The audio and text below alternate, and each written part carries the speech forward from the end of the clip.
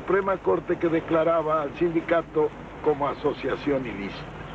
Eso fue posible porque hasta entonces jamás la organización sindical tuvo estatus constitucional.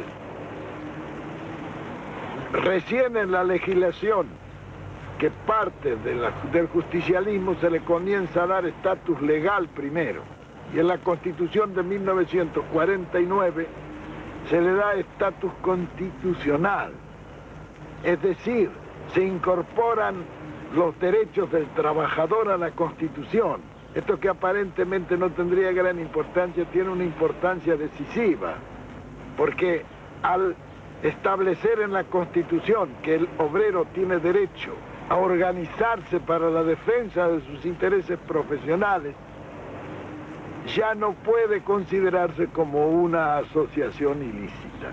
Es una asociación de bien público. Yo cito siempre un ejemplo. Los peones, había regiones donde ganaban 12 pesos por mes, que no le alcanzaban ni para los cigarrillos, y andaban harapientos y miserables. El Estatuto del Peón, que fue una de las primeras conquistas nuestras, obligó a pagar sueldos de dignidad, por lo menos. La primera carta que recibí fue de mi madre, que en la estancia tuvo que pagar los peones a los sueldos establecidos por nosotros. Y me escribió una carta diciendo: no parece que te has vuelto loco, que vamos a poder pagar esos sueldos. Y yo le dije: vieja, o pagá o cerrá la estancia. Y yo tuvo que pagar. Bueno, todo ese proceso que han vivido y que ha vivido el pueblo argentino, no es necesario, diremos, citarlo más. En muchas partes del mundo ya nos citan como ejemplo de justicia social. Por otra parte, uno de los primeros que hablamos de la justicia social en el mundo fuimos nosotros.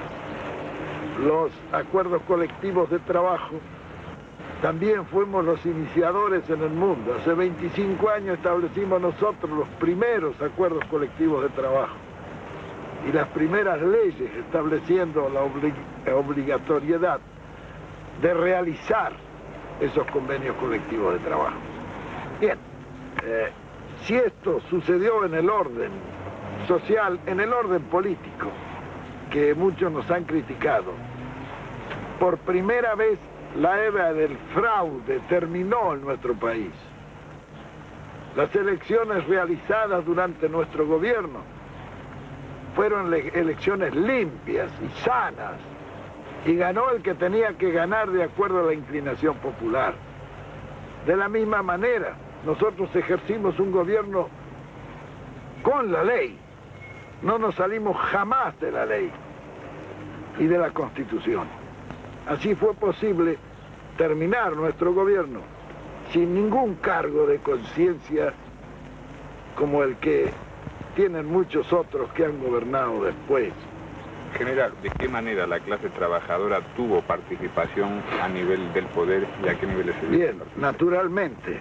Nosotros, dentro de esa legislación, éramos los primeros en cumplirla. Toda la representación popular del justicialismo estaba representada por 1/3 de diputados y senadores de origen obrero, dirigentes obreros, 1/3 de políticos y 1/3 de mujeres.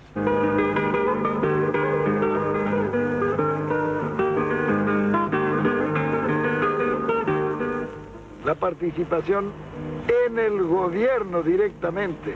Y bueno, el ministro de Trabajo fue siempre un obrero.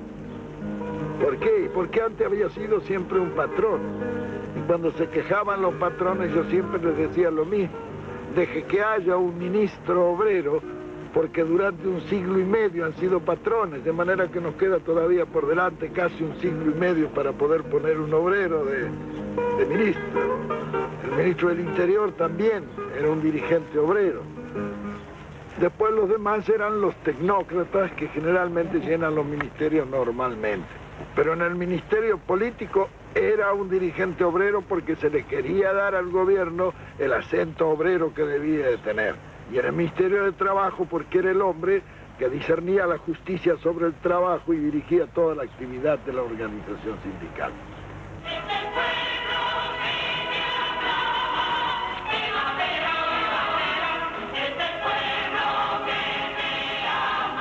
En toda la acción político-social, yo tuve quizá el mejor ministro sin cartera, que fue Eva Perón. Ella fue la propulsora y la promotora, diremos así, de todo el sector social. Influyó mucho en la previsión social y en la preparación de toda la legislación de previsión social, pero esa previsión no cubría absolutamente todos los riesgos. Fue necesario crear una institución que es normal en los países donde se rellena bien todo el aspecto de la previsión social. La previsión social, como es una ley, cubre lo legal, pero es que fuera de lo legal siempre hay una cantidad de necesidades que no las cubre nadie. La Fundación Social creada por Eva Perón se llamó de ayuda social, porque completaba la acción de la previsión social con esas ayudas a mucha gente a quienes no comprende la previsión social, pero que tienen las mismas necesidades de los demás. De ahí nació una red inmensa de servicios en los hogares, escuelas de la ciudad infantil, en la ciudad estudiantil, que cubría algunos sectores de necesidad que la previsión social ni las leyes de la nación la cubrían, como los hogares de tránsito para la desocupación, la creación de toda una organización para los casos de desastres y de todo eso cubierto por la Fundación, fue obra exclusiva de Eva Perón. Como fue obra exclusiva de Eva Perón los derechos de la mujer, que fuimos uno de los primeros países que dimos realmente a la mujer los mismos derechos civiles y políticos que a los hombres. Eso hizo que en el panorama representativo de nuestras legislaturas, etcétera, estuviera dignamente representada la mujer argentina, con todo lo que ello presupone de ventaja, dada la sensibilidad de la mujer y los sectores de la comunidad que la mujer preocupa y que la mujer defiende.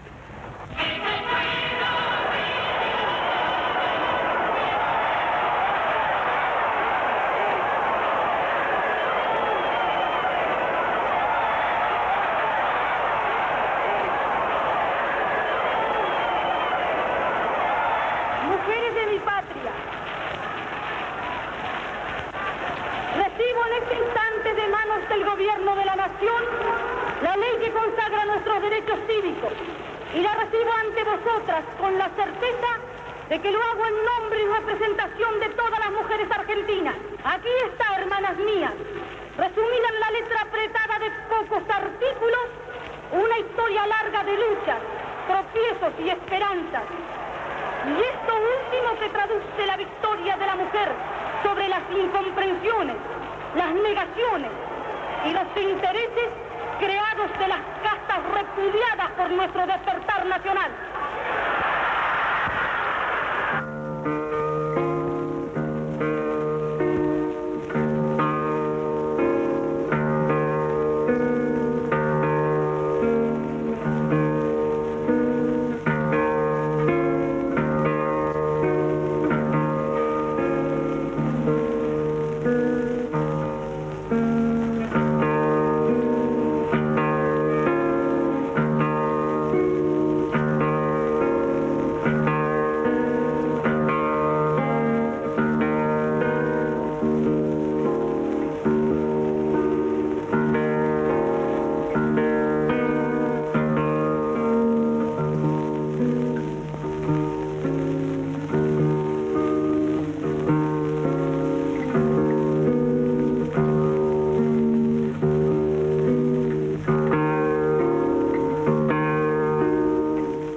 Perón murió a los 33 años.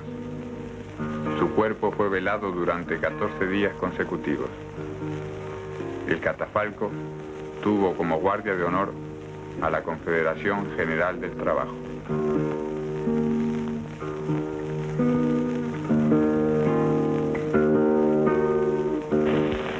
El pueblo argentino tiene derecho a ser respetado y a ser defendido en su voluntad soberana, en sus derechos y en sus conquistas, porque es lo mejor de esta tierra.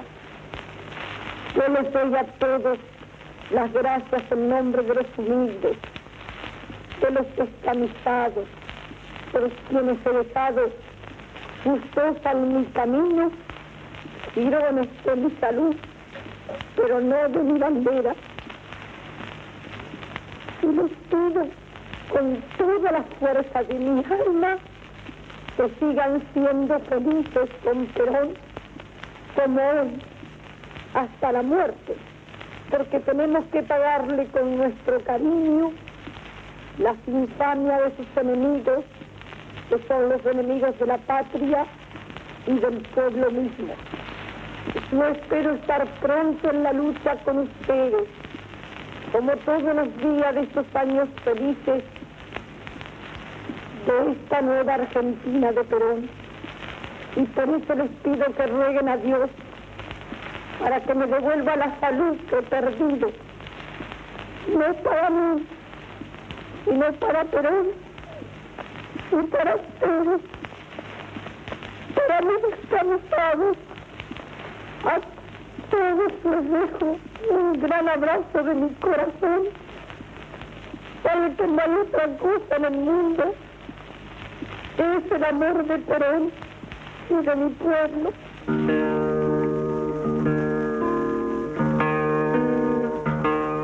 La obra de Eva Perón solamente puede apreciarse contemplando el panorama argentino durante los 10 años de nuestro gobierno. Ella fue en realidad, de verdad, como digo, el mejor ministro, aunque era un ministro sin cartera. Ella fue candidato a todo y nunca quiso hacer nada. Era una mujer tan extraordinaria que dejó una obra que creo que no se olvidará en la historia argentina, aunque pasen muchos años.